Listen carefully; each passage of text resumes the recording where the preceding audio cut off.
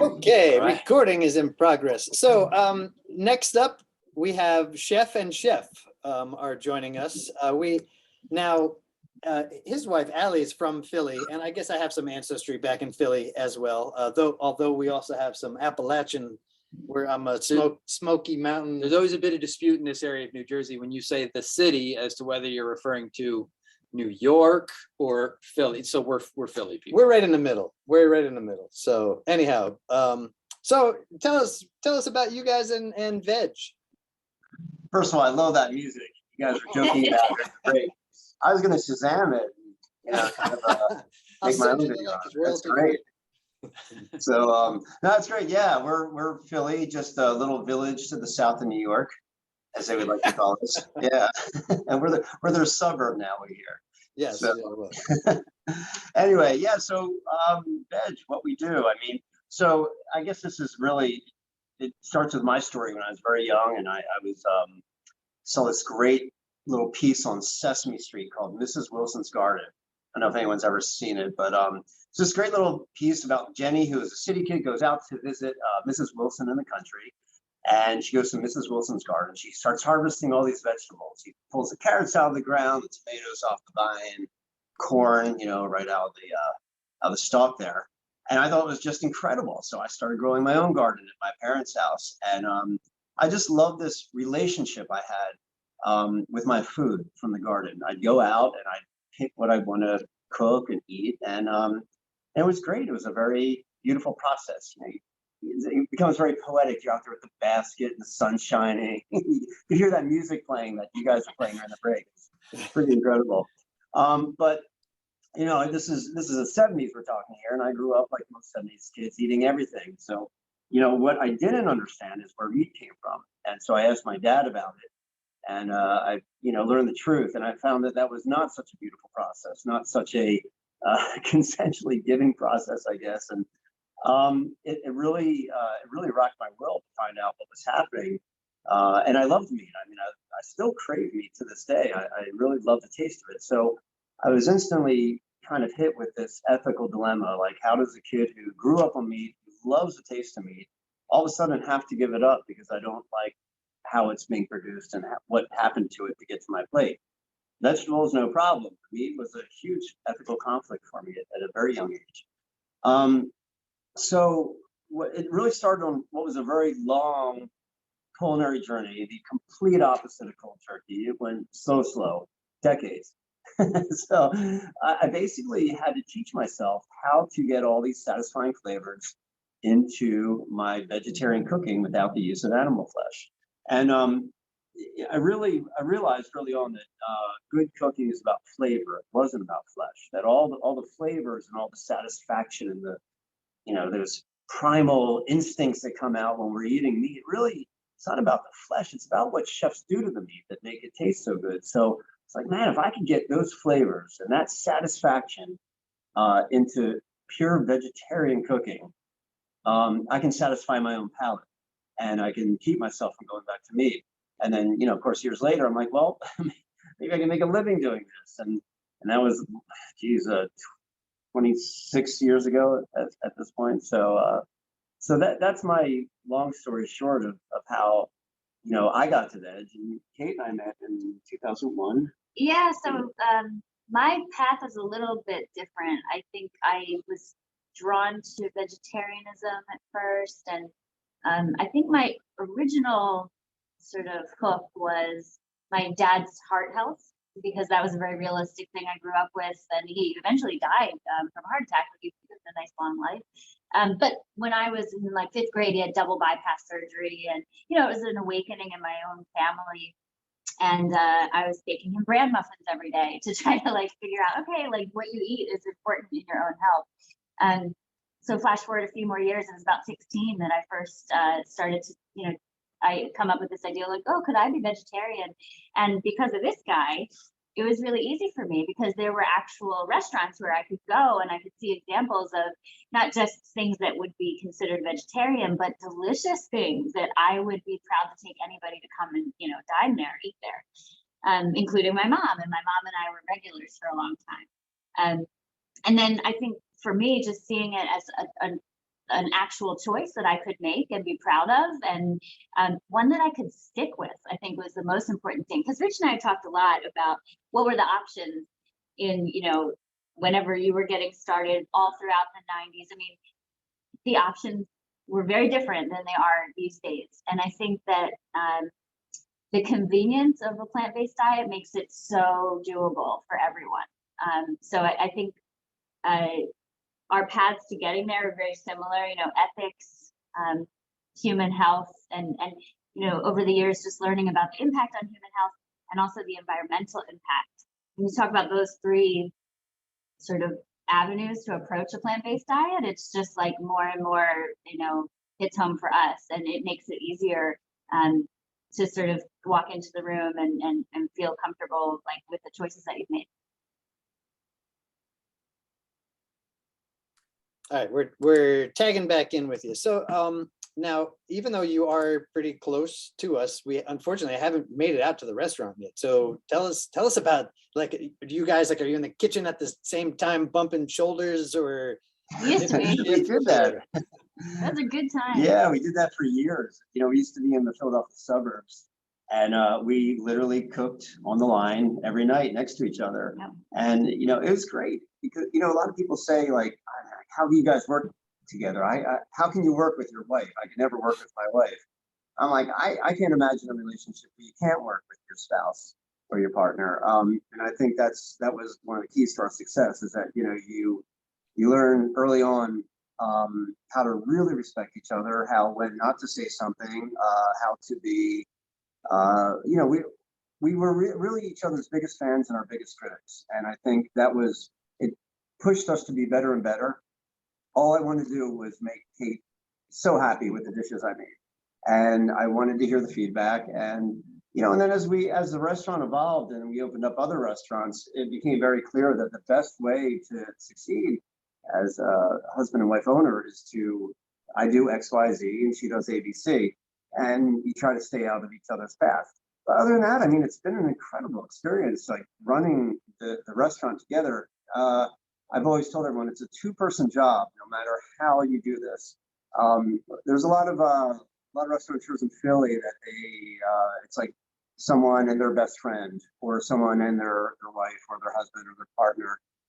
There's a lot of partnerships. It definitely takes two-person people to run a restaurant.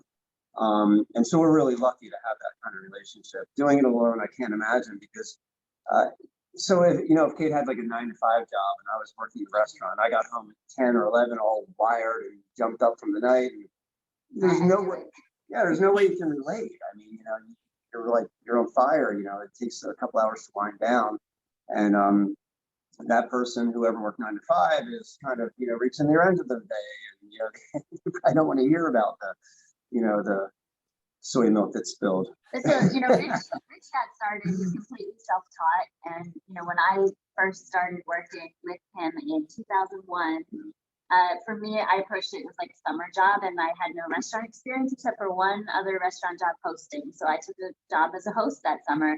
And then I guess there was like a prep shift. So you were like, here, pick these time leaves. And I was like, okay, cool. And I'm like hanging out in the kitchen and checking things out. And to me, it was like magic, because I cooked at home and I baked at home, but never in a professional kitchen with like scary equipment and like the pans and the pots are gigantic. And it was really, really exciting and intimidating, but also cool because he had done it completely by himself. So I was sort of like, okay, I'm gonna be able to learn right here. And I think then eventually I would sort of go wherever there was a hole, because I'm just curious and I like to learn everything. So it was like front of house, or eventually bartending, or whatever it was as the restaurant changed.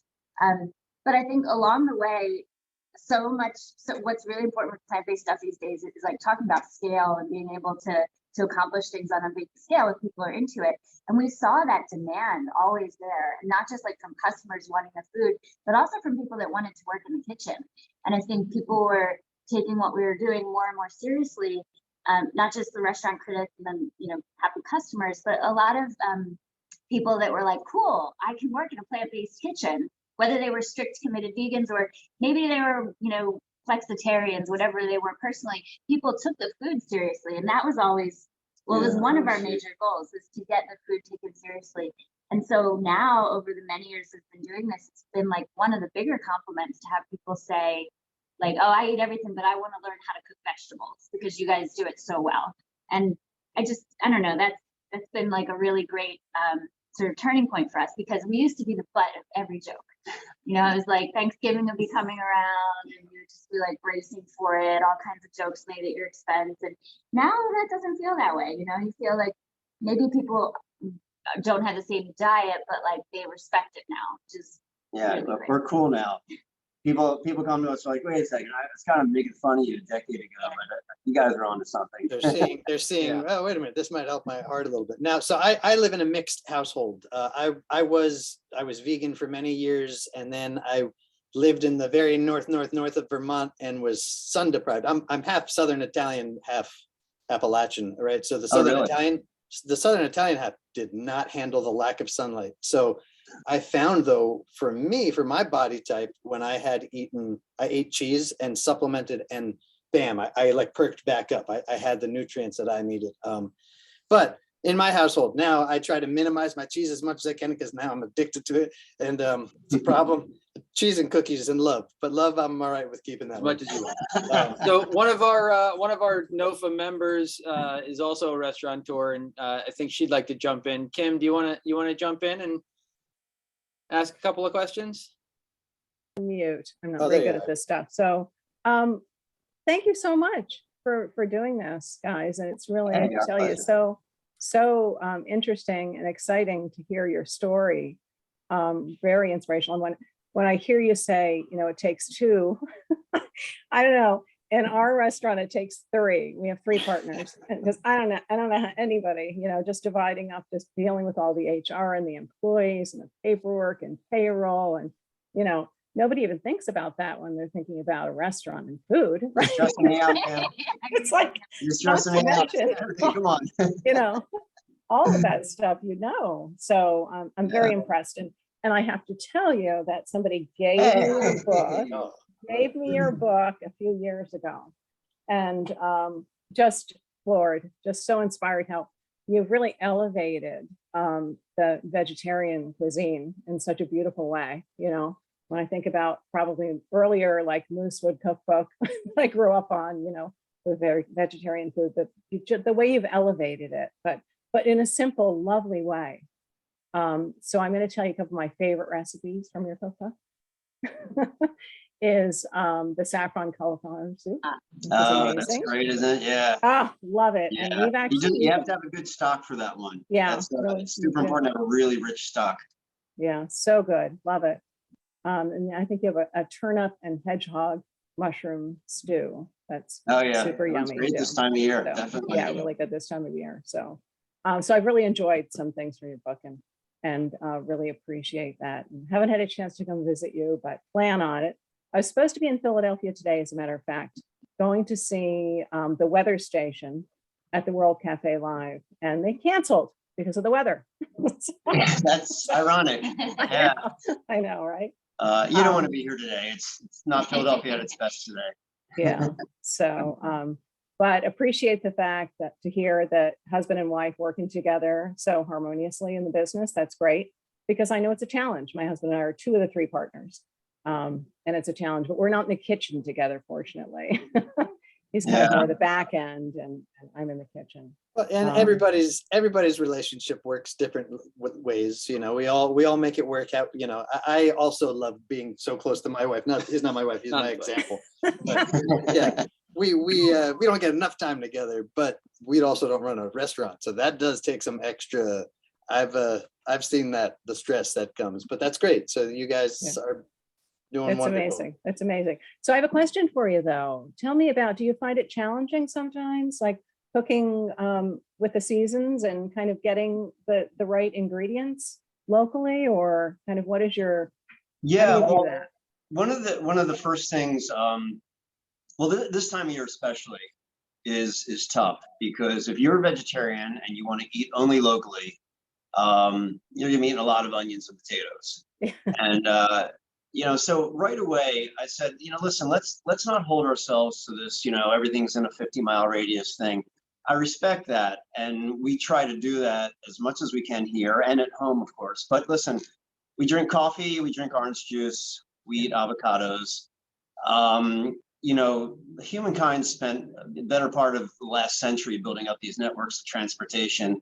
They're there. It doesn't mean you have to live off of, you know, tropical fruits in the wintertime and Chilean asparagus in February, but you can treat yourself every now and then. You know, back when, you know, these networks of transportation were first established back in the 30s and 40s, you know, it was considered this like ultimate luxury to be able to have artichokes at your dinner party in January. It was a very like, you know, posh kind of bougie thing to do. So, you know, I think there's a line that you have to draw. Other than that, the challenges, you know, right away, we already have the challenge of only working with vegetables. And, you know, we use a little tofu as well. So already our kind of our toy box is a little bit limited, you know, where most chefs can, once they come up with an idea, they can grab from whatever they want off their shelves. We can only do what we can do with plant-based ingredients. So did we want to limit ourselves even more by staying too local? And I think that can be dangerous. You know, we ate at a restaurant that did that. It was like, everything was like from 20 miles from here. Ate there a couple of years ago. And it was great, but I think it was like fall or something. But every dish, the food was very good, but every dish had the same ingredients, just kind of repurposed over and over again. So yeah, I mean, the challenge of it, I don't know. I mean, we try to have as much fun as we can, but the most important thing of all is we need to keep our guests happy. And I don't think our guests are going to be happy just eating potatoes and onions and, you know, greenhouse, whatever is growing right now. So we got to keep their palates entertained. We have to keep our own palates entertained. Here's another great example, Florida corn. Florida corn grows from December to April. It's absolutely delicious, you know, and then in May you start to, you know, get your Georgia corn and then so on through the Carolinas up until it hits New Jersey. So, you know, is it a crime to eat the most sweetest, delicious corn ever, like right now? It's tough because if you put on the menu, people look at you like you're crazy, and then they eat it and they're like, oh, thank you. That's great. So, Thank you. I'm a grain farmer, and thankfully somebody asked in the chat for me, how big a role do grains play in the meals that you're preparing? Yeah, I think that was kind of what I was going to. In addition to the potatoes and the onions, you have all the beautiful grains or any of the dried legumes that you can work with. And we've worked with a couple of different farmers that would send us like different beans to play with. And I think that for us, we would weave them in like specifically in this time of year into February and even early March before you're like, you know, so jonesing for the spring to hit and you get something that seems like, you know, bright green locally. But yeah, I think that, you know, as a baker, I've tried to expand some of what we've done with our breads, and you know, I think that that's definitely another go-to if you want to be supporting local farmers. And I feel like, you know, Rich kind of said you want to delight your customers, so it's a lot about consistency. So finding things, if you end up like we do, having like signature dishes that you can't take off the menu, like our rutabaga fondue, like you want to be able to deliver on those. But then we also have this section of our menu called the dirt list, which allows us throughout the year to really, you know, highlight whatever's cool and fun and different. I think it was the Rancho Gordo beans that we were doing in the wintertime. Yeah, so the dirt list is essentially like things that are coming right out of the dirt, or maybe they've been dried along the way and it took a little bit longer, but we're going to feature them because they came from a cool farm. So yeah, I think that yeah, you have to embrace the seasons. I mean, I know at home right now, Rich just opened up these like prized pickles that we put together over the summer. It was an event for us, you know, I've been waiting a little while for it. So, and we have some sauerkraut working, you know, so it's, you kind of learn to appreciate your seasons differently when you actually pay attention to them. So. Do you guys do a lot with ferment as well? We do a lot of quick stuff. Yeah, we're big fans of quick kimchi that we do at the restaurant. It's you know, yeah, we do a ton of pickling, you know, a lot of quick pickles, but we've been really starting to play around with that at home a lot more. You know, we had a couple people on our staff that were super into fermentation, and you know, we kind of let them do what they want to do. I personally, I'm a novice at it, you know, and I'm embarrassed to admit there's a few things, you know, in my quarter-century journey that I just haven't touched on enough, and fermentation is one of I them. know him really well, and he's not the most patient person. So I think when it comes to like doing something that you won't really be able to like eat like, kind of quickly, It is like, a he big cooks problem. really fast. So I can see why this is not something that you're actually like compelled to do all the time. Yeah, I'm all like, we can eat this when, you know, so. All right, And so it's a mental thing though. I want to eat when I'm done cooking. It's really, I want to eat all the time. So some of the questions that are coming in are starting to get there, but we got sidetracked because that's what we do because we're having fun. Now, so back to my mixed household. My wife and kids, they eat vegetarian, they eat vegan, but they also eat meat. And when they eat meat, they try to eat local sourced as clean as possible, which, you know, is great. I however, don't eat meat.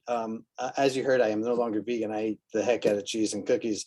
Yeah, it's really that bad. But anyway, so we know cheese is delicious, but if you eat too much of it, it's not good, right? So let's talk about what are some of the health benefits that you've noticed from a vegan diet.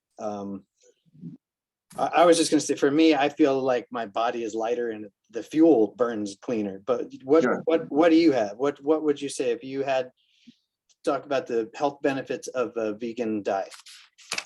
Well, when you say you feel lighter and you burn cleaner, it's like, well, how do you really describe what does that actually feel like to somebody else?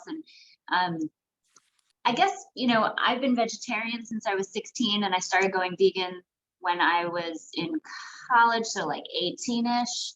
And then I was like super committed, then I backed off a little bit, and I've sort of landed at this 99.9% vegan. But if I'm traveling or if I'm at like a family member's house, I'll relax that guard and be like vegetarian. And that works really well for me because I feel like I'm still able to like exist in the world and travel and not offend people when those moments strike. But generally speaking, it's so easy for me to be vegan at home, at the restaurant, when I go to work. Like my whole world is pretty vegan, so it's easy. And then I'm 40, I'll be 42 next week. I agree with you about like a lightness. Like I don't feel, knock on wood, but I feel like I don't really get sick. I feel like I don't have, neither of us take any medications.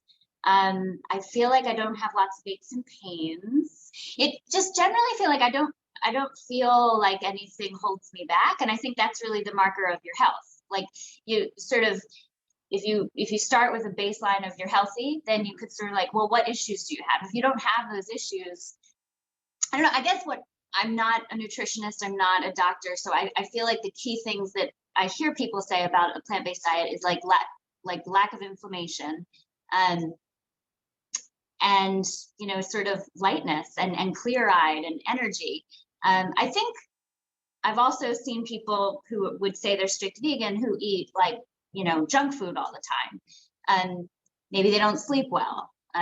There's a lot in addition to super important about what you're putting in your body. There's a lot about how you think, how you sleep, how much you laugh. There are a lot of other factors I think that contribute to it. But I guess I do sometimes just think about like, our son is 14 and I watched his body grow over the past years. And I think it's just, there's such a correlation with what you put in your body over time and the direct impact that it's going to make, not just in like, sometimes you eat a meal and you instantly feel a certain kind of way, but if your habits build up over time, like it will show up somehow in your body. And I feel like I can only talk about, a good benefit from plant-based. What would you say? Oh yeah, I mean, I'm 98% vegan right now. I mean, so I beat him by 1.9% if you're paying attention.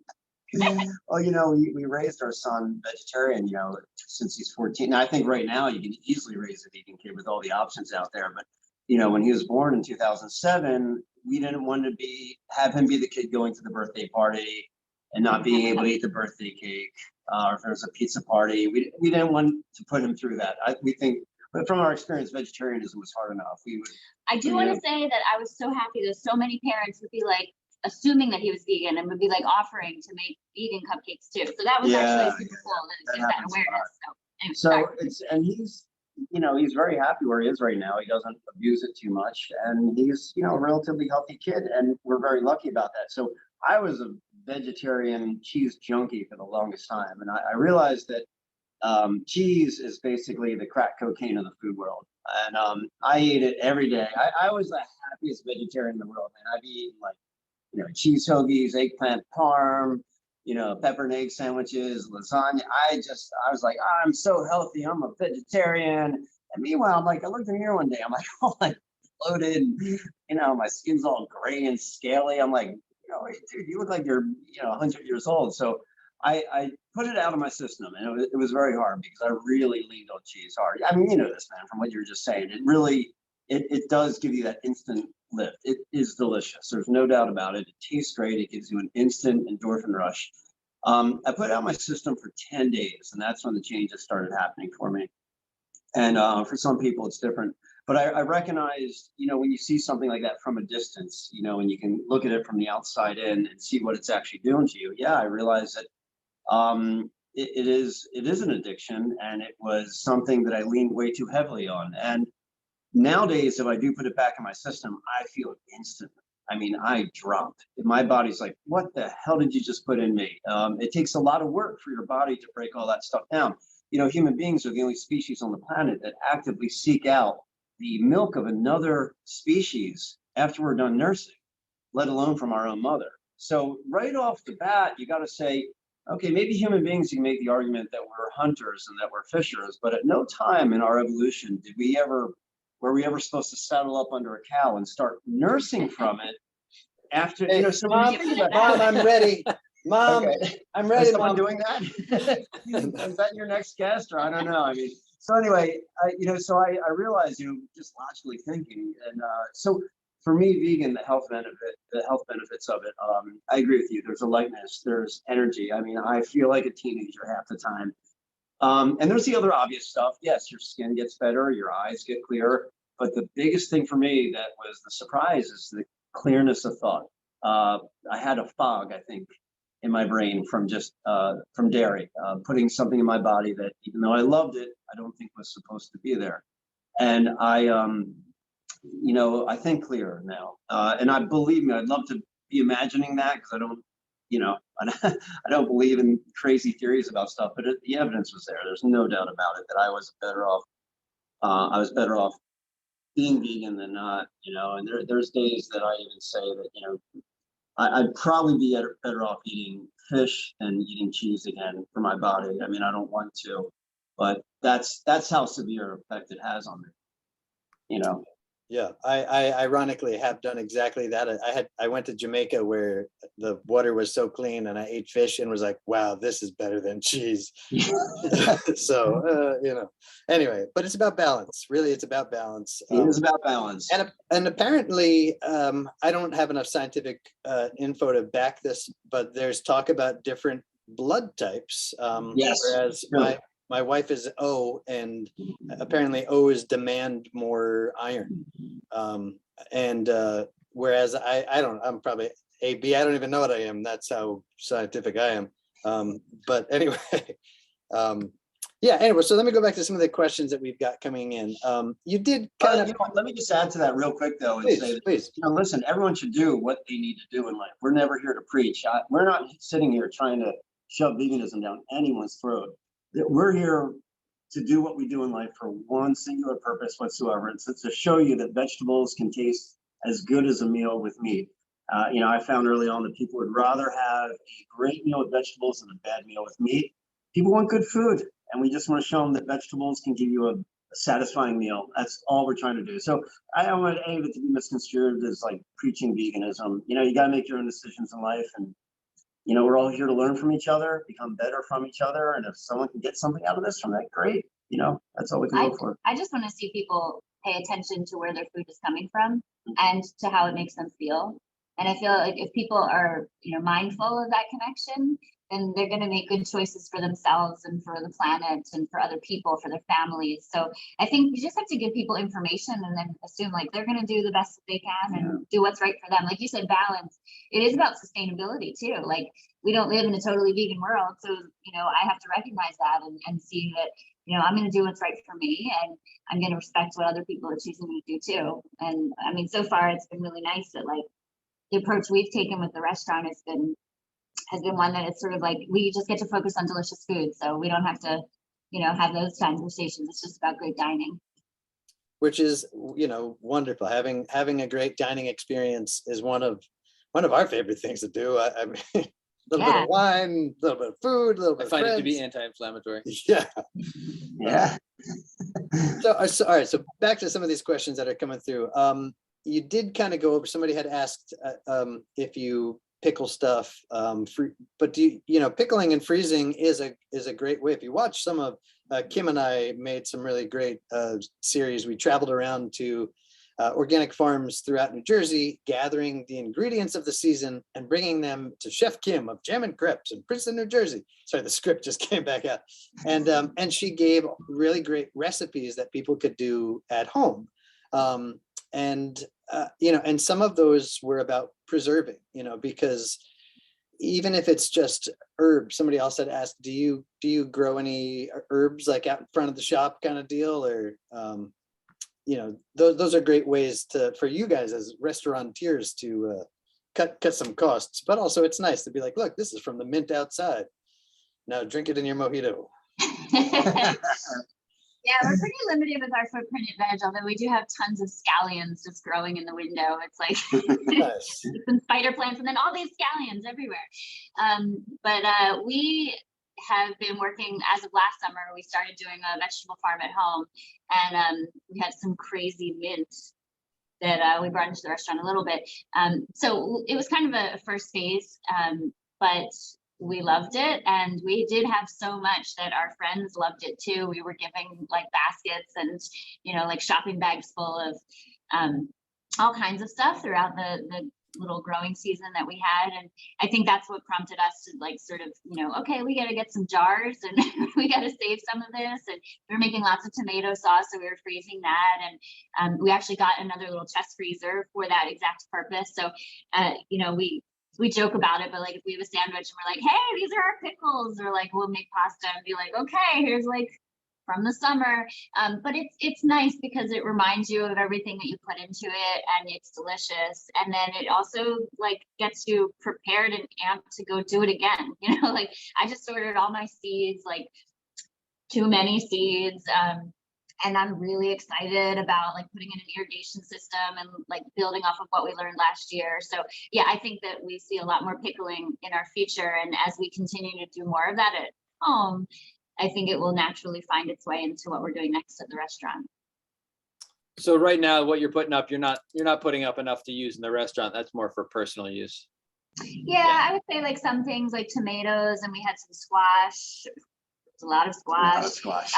Cucumbers with great success with 2 different varietals of cucumbers last year, so that was a good one. Yeah, there's but it was sort of a first pass, so maybe this year we'll have. Yeah, I mean we've already tripled the size of our little farm this year, so we have a good 1/4 acre. So yeah, you'll see some stuff in the restaurant this summer for sure, but again, it's nothing enough to do on a scale big enough for the restaurant. Maybe like little highlights here and there. We'll get there. Cool. So does anybody else have any questions coming up? Otherwise, I actually, because we were talking about the project Kim and I put together, Nikisa obviously was a huge part of it. Kim and I were just really like smart puppets. I may actually play a little bit of one of our episodes for you guys. Oh no. All right, Kim, can we do this? Are you ready? I don't know. I think I'll live through it. Okay. All right, we're gonna do it. All right. Well, so let me just make sure. Oh, here comes another question just came in. Okay. Well, how do you form relationships with local farms? That is a good question. And depending on where you are, this is directed to Carlton, Montgomery. Depending where you are, you could always go to a farmer's market, right? You guys, I'm sure there's probably some, the Philly, you guys, you're in the there's loads of farmers coming into town for you guys. Are you able to source stuff from farmers markets or? Yeah, it's so easy these days. I mean, 15 years ago, it was almost embarrassing how bad Philadelphia was about tapping into, you know, what is some of the greatest growing soil, you know, on the eastern seaboard here. Lancaster, the area of Lancaster is just amazing. The vegetables coming out of there, absolutely incredible. They were so inspiring for us when we started to get vegetables from Lancaster. That was what started Veg. Veg was built from like this box of produce we got from Lancaster. I mean, I had been running this vegan restaurant for, you know, almost 15 years, and I had never seen a vegetable before until I got this beautiful box of farm vegetables from Lancaster in about 2006 or 7 or so. And it changed everything, because I realized at that point I was really just cooking with flavors and global inspiration, and I was making dishes. But you know, Kay and I were both so inspired by this. We're like, let's let the vegetables speak the loudest here. Let's really make a vegetable restaurant. Forget vegan restaurant, forget vegetarian restaurant. Let's make a vegetable restaurant. Vegan is a diet, it's a lifestyle, it's a way of life, it's a way of thinking. Vegetables are actual food. So also in Philly, you know, Philly's a very, very, I mean, culinary hotspot right now, really big. But you know, 15 years ago, it was very conservative. You had a lot of, you know, the older clientele that's used to their, you know, beef Wellington and chicken cordon bleu and, you know, whatever it may be, you know, 1960s food. You couldn't get them to a vegan restaurant. They would not come in. But vegetables being food, they actually started to come in. When we opened Veg, not only did we get everyone from all walks of life and everywhere coming in, but you know, we started to get the local chefs. They were coming in to check it out. We started to get celebrities, and you know, we knew we were onto something. Then we were hitting the right notes, because vegan people automatically think, you know, there's gonna be literature, there's be someone dressed up in a cow suit outside with a meat is murder sign. You know, we don't do any of that. It's all just about the food, and I think that's really helped us. But the farm vegetables are what really kind of established this concept here. Beautiful, beautiful vegetables, as you know, in season, as close as we can get them from, delivered here. So it's pretty cool. Yeah, and I guess it helps that we've got some enterprising folks who have come up with better distribution systems, really focused on Yes, getting connected to the local farms and to the restaurants that need it. So we've got some really great partners now that weren't there 15 years ago. That was the game changer, because when I tried to deal with some farmers back then, you know, back in like the early 2000s, chefs, when you're doing everything yourself and you're that chef restaurant owner and you are trying to prep and cook and answer the phone and fix the pipe under the sink and call in the orders and everything, and then you call a farmer up and you're moving like 10 miles a minute, and you know, farmers are just existing on a much different plane, and I just, there was this disconnect there. So, you know, I'd be like motor mouthing on the phone, and they'd be like, well, let's see what we got for you today. I couldn't. But nowadays, you know, yeah, there's just trucks coming down here all the time. You know, people have this vision of chefs waking up at 5 in the morning, going to the market with a basket. And I'm sorry, I know that happens in New York a little bit because they have their central market there, but it doesn't happen in Philly. No one does that in Philly. You get your vegetables from trucks, but the trucks do come from farms. Yeah. So, yeah, you know, you can't over romanticize it. It's a very practical thing at the end of the day. Yeah. And are you guys, do you have a preference to organic vegetables first, or do you just have to go with, yeah. When organic's always the way to go. But, you know, at the end of the day, you also have to be quality first. I never want to apologize to someone if the lettuce that came in was full of bugs and it was like half bad because they had bad rain and they packed up something they shouldn't have and sent it and no one caught it. I don't want to apologize to my customer at this wilted mess of bugs on their plate and saying, but it's organic, it's okay. So you have to be able to compromise when you need to and lean on conventional produce. If that is better than the organic one, fortunately these days, it's getting more and rare that the conventional is better than the organic. Yeah, a decade ago, you tell me, like when you're placing orders, you know, like there's great tech that allows you to set filters that your preferences are for organic and local, again, organic or local or both, you know, and so when you're placing orders, like those are presented to you first, and sometimes the organic actually beats out the pricing of the conventional. That's true. The so pricing, you kind of have to know what to look for and thinking about the different time of year. But yeah, that's always always our preference. And, you know, throughout the year it shifts obviously, but it's nice that it's like easier to attain. Yeah. Well, I'm excited to, we're actually supposed to go on a dinner date with Scott and Allie into Philly. So we'll have to make Maybe sure we'll get reservations at your place. Let us know. Love to have you. we will, indeed. Cool. All right. So, and anybody else got some stuff you want to ask? Are we watching your video? Yeah, all right, here we go. Ready? I want to see your video. Unpin you. We're not going to play the whole thing, as the episode I pulled up is 46 minutes, but this is a great one. We visited Jeff's Organic Farm in South Jersey, and here we go. I think that was like right in the middle of summer.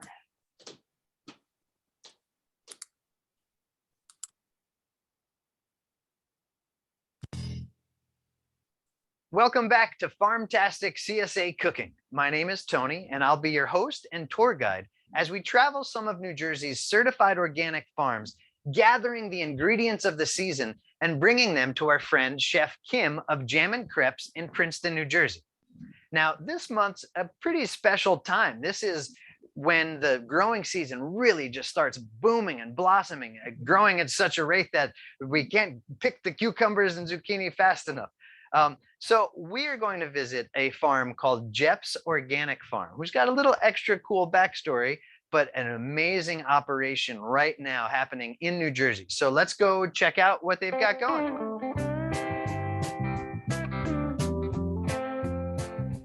I am Harley. I am co-owner and operator of Jeff's Organic Produce, which is established 2004. We've been here in Cream Ridge on this farm since 2012. And we grow over 100 different kinds of certified organic vegetables in any given season. This is my busy dog, Scout. So Jeff's Organic Produce is actually a second generation farm. My father-in-law, Ed Sparsky, is the owner of ER and Son Farm, which is one of the oldest certified organic farms in New Jersey. And Ed's really known as one of the forefathers of certified organic farming in the whole country. He started a long time ago in, I think, 1974. And when he started, there really wasn't many people around doing what we now know as certified organic. When he started, it was just farming without chemicals. So my husband, Jeff, grew up on the farm, working, learning his whole life. And then in 2004, started Jeff's Organic Produce. I met Jeff because I worked for Ed, and we started farming together. And to this day, we're here every day together, farming together. We've never not farmed together. So this is basically, vegetables are our life.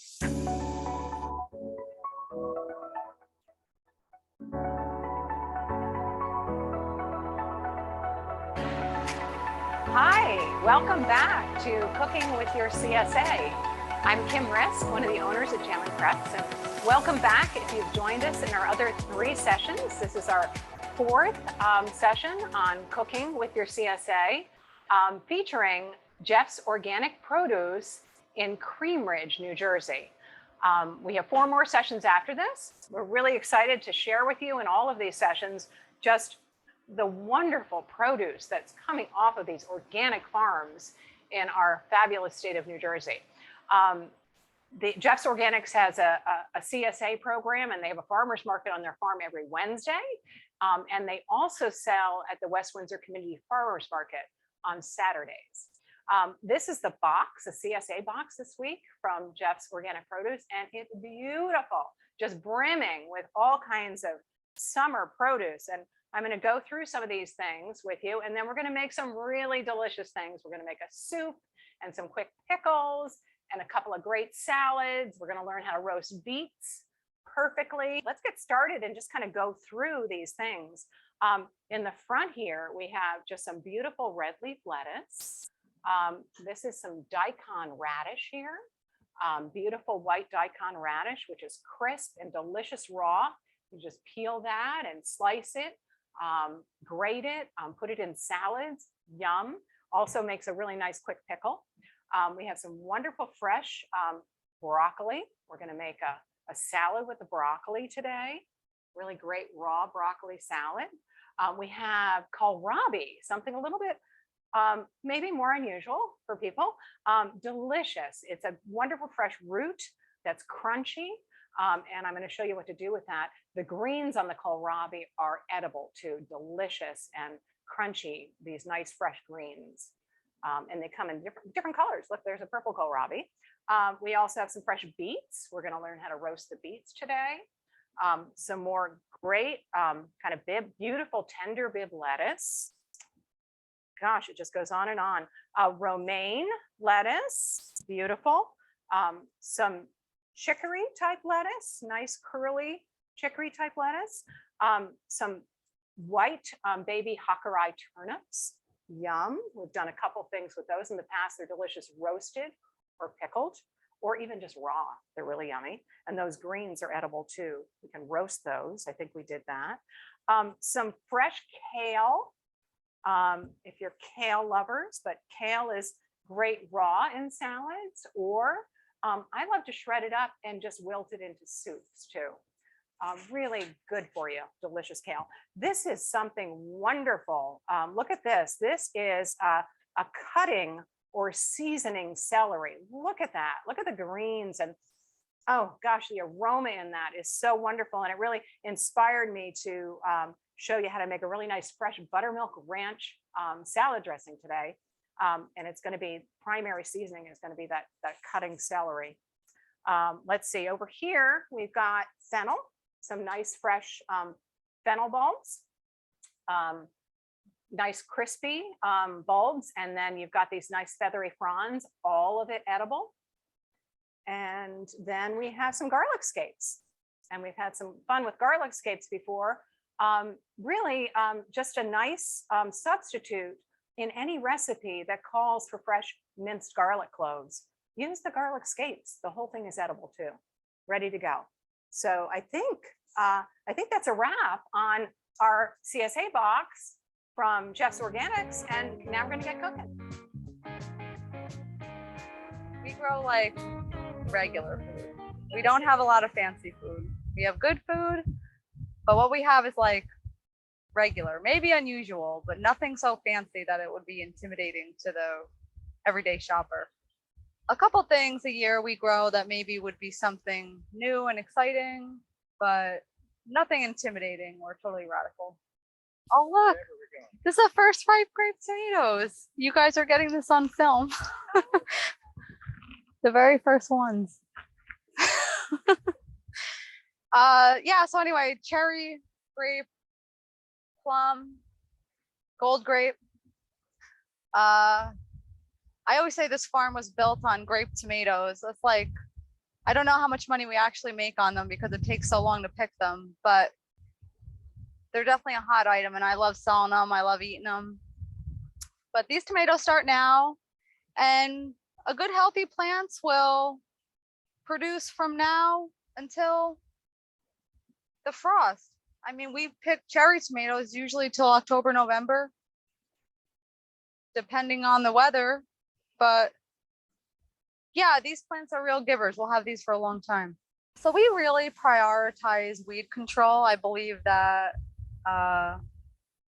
your first defense against pests and disease is just keeping a clean garden. I mean, it's not always easy. We use as much mechanized weed control as possible, but it really comes down to a lot of hoeing, wheel hoeing, pulling weeds.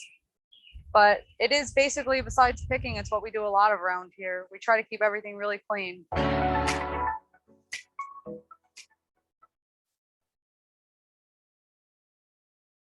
All right, we're gonna tag back in. So if you want to watch, we've got these episodes. Oh, look, there's. I should have paused it there at the picture of Kim. So we have episodes throughout the season that talk about ingredients with the season. You could check that out on our YouTube. But I don't want to derail from you guys too much longer. But yeah, I mean, it would be fun to play that game with you guys too sometime. We had another. Who's muted? Our speakers. Oh, are you muted. Our guys. speakers are muted. There we hold Unmute. on. Unmute. Can Chef and Chef unmute? There you go.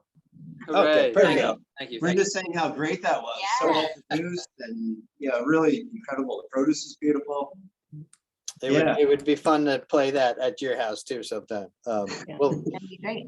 and I suspect, I mean, as a vegan veg food sourcing mushrooms, do you love working with mushrooms? Some people do, some people don't. I do. Oh yeah, I mean they're the meat of the vegetarian world, and we're lucky that we actually live in the Chadds Ford area, which is like the mushroom capital of the country as far as exotics and domesticated mushrooms go. No, we love them. I mean, there's so many different kinds. They all take differently to different cooking methods, and there's just so much flavor in them. I mean, I'm always happy with mushrooms. I'll take the plain old white button mushrooms, sauteed in olive oil and garlic over toast any day. Oh, yeah. And they're just great. I don't know if you noticed my last name. We didn't add the E until the 40s apparently. But that's All right. Kenneth. Yeah. So we Ken, Penn, 10. Andrea's probably upstairs rolling her eyes. Oh no, he's gonna start talking about how when they came over with William Penn and went into the Appalachians. Anyway. Okay, Tony. Anyhow, so well, I thank you so much for coming on. We all of us here should go check their restaurant out. Absolutely. Yeah, and Kim, we gotta make it a date. It'll be our Let's our go. birthday week. Yeah. And I That's want right. to check out your place, Kim. That looks amazing. All right, come visit. So Let me know. we can go back and forth. That would be awesome. Oh yeah. Great. Yeah, no, thank you so much. You wonderful. And can't tell you, so true about, it's really about the flavor, isn't it? And the presentation. You make your thing so beautiful too. And I think that's what vegetables have going for them really, is they're so beautiful, right? So it's just a matter of, Yeah. Yeah, I mean, I think it was Jose Andreas who said that, meat's boring, vegetables are sexy. They evolve through the seasons with all these different fashions and colors and flavors and textures you and just everything. can never get, you can never get tired of them, really. Yeah, true. Every time they say there's this way they eat in France where you just, in May, you just eat asparagus. And right when you just can't take it anymore, asparagus season is done and you're on to the next vegetable. And isn't that great? I mean, Yeah, it's great. yeah. All right. Well, thanks again. So our next guests, we're getting ready for the Cory experience.